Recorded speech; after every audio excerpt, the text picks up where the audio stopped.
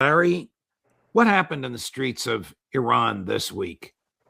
Well, the failure of a joint CIA Mossad operation that was kicked off on December 28th, when Volodymyr Zelensky was meeting with Donald Trump.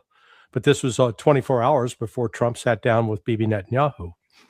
The intelligence agencies, I believe, had concocted a crash of the Iranian currency, knowing that would ignite protests against the government. And people say, oh, the CIA couldn't do that. Well, hell, George Soros did it to the UK a few years back. So if one guy like Soros can do it to an economy the size of the Brits, you bet your bottom dollar that the intelligence community, with the backing of the U.S. Treasury, can actually do it to Iran. They did. It ignited protests. But at the same time, the Western narrative was, oh, this was just organic. These are people rising up against the oppression of the mullahs. Nonsense. Because they had pre-positioned Starlink terminals, courtesy of Elon Musk. Those terminals didn't just fall from the sky like manna from heaven.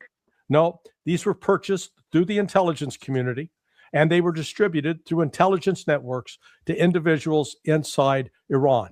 You got a variety of groups. You got Kurds, you got the Mujahideen al-Khalq, you got a bunch of Baluchis, you got others, Azeris.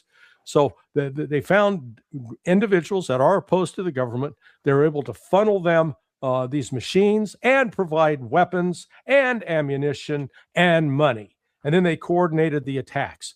That continued until about late last Thursday, early Friday morning, Iran time, when they finally got on top of it with the assistance of Russia's electronic warfare. They tracked down, they disrupted the internet, they shut down the Starlink system. Once that system was shut down, the ability of these protesters to organize and to be able to coordinate was eliminated. And then the Iranian security services moved in and started taking them down. This was, I think, all planned to coincide. If that had not been disrupted last Friday, it would have culminated on Tuesday with a military strike by the United States, who believed that the government had been so discredited that military strike would have brought about a collapse of the government. With the stories were being put out that the mullahs were going to flee to Moscow. That was all disrupted. Wow. That, I think, is why Trump called off the attack. They have no intention of ending any assault on Iran. It's going to take place. It'll probably be later in February or March.